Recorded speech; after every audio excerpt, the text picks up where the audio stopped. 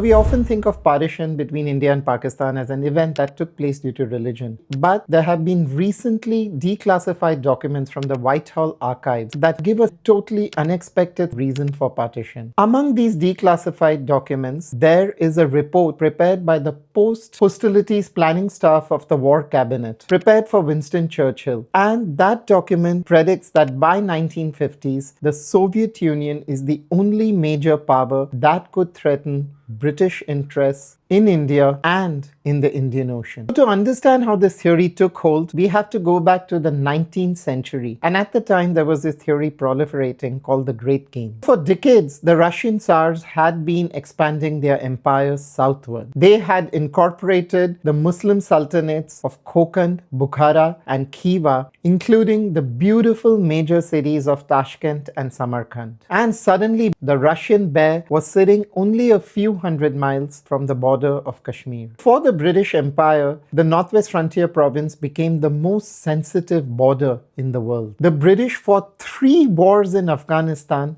just to keep the Russians at bay. They built a massive railway network to the Khyber and the Bolan passes. This would help their military move around easily and get goods from one place to another. And they even posted agents deep in Pamir to keep a track of on what the Soviets were up to. This paranoid thinking would outlast the Russian Tsars themselves. Now this brings us to that great complication driven by that asset that so many of our world leaders love and lust: oil. So in 1941, World War II was at its peak, and all these countries realized that to carry on warfare, they needed oil. In fact, in 1941, Stalin announced that the Soviets were doubling their use of oil. Britain and Russia had effectively split Persia into 2, and the Russians controlled the north and the British controlled the south. After 1945, Britain knew that it was no longer the supreme power of the world. When this happened, the strategic reserves of oil in the Middle East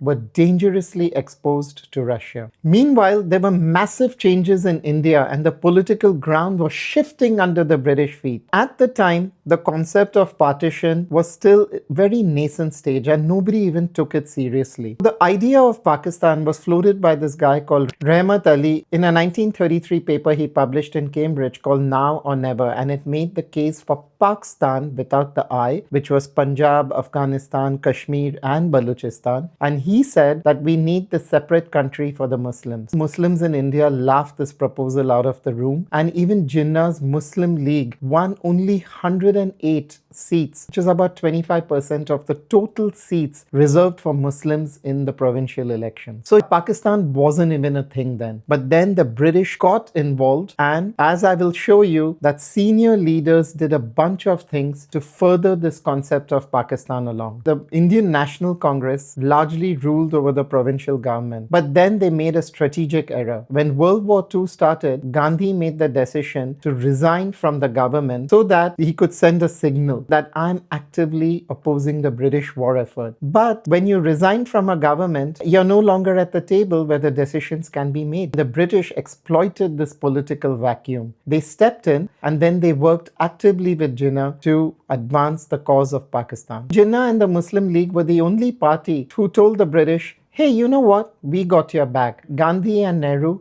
not so much. In fact, Gandhi told Lord Linlithgow, who was the viceroy at the time, he gave him advice on how the British should face Hitler. Gandhi said that the British should let Hitler take possession of their island. And he said, if Hitler chooses to occupy your homes, let him. Allow yourself, man, woman, and child to be slaughtered. So the British were clearly seeing that Gandhi was not on their side, but Jinnah and the Muslim League were helping them. And then they saw this idea of Pakistan is not such a bad idea. Now, if we don't have Pakistan, India's borders will spread all the way to the border with Iran, and Gandhi and Nehru have really shown a proclivity for these socialist ideas floated by the Russians, and you'll have Russian influence spread all the way to these borders. But on the other hand, if you split India up and you have this country of Pakistan right in the middle, that would really stop the Russians in their tracks because it would open up a British sphere of influence on the border with the strategic oil reserves of the Middle East. And then you have a number of British dignitaries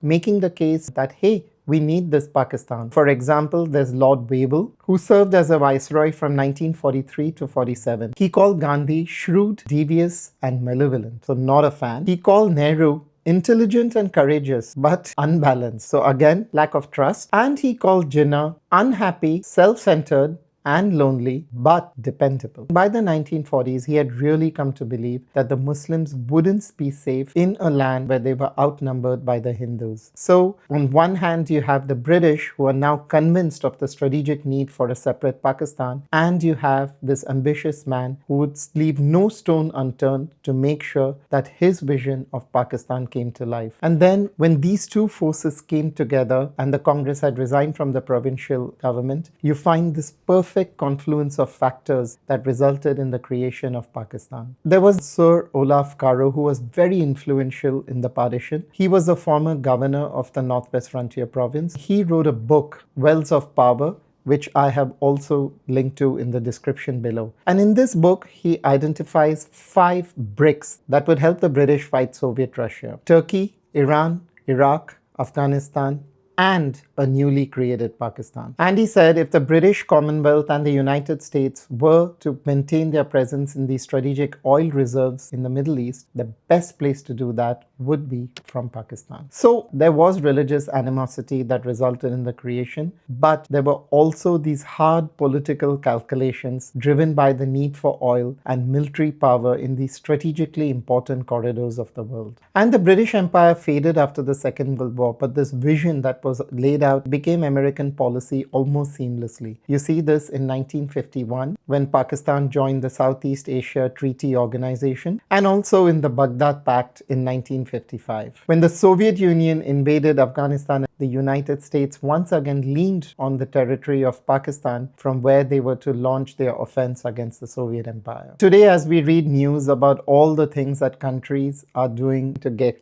a hold of strategic oil reserves, it is nothing new. These countries have been doing it for decades. And in 1947, this political calculus resulted in an unimaginable tragedy where nearly 2 million people lost their lives in the partition. I'm not making the case whether Pakistan was a good idea or a bad idea. There are viewpoints on either case, but it was done in a very thoughtless way, and it was done for oil. With that, we come to the end of this video. I hope you enjoyed it. If you like listening to videos on Indian history, mythology, and Buddhism, consider subscribing for this channel. I look forward to seeing you again. Have a lovely week and enjoy the next 7 days that lie ahead.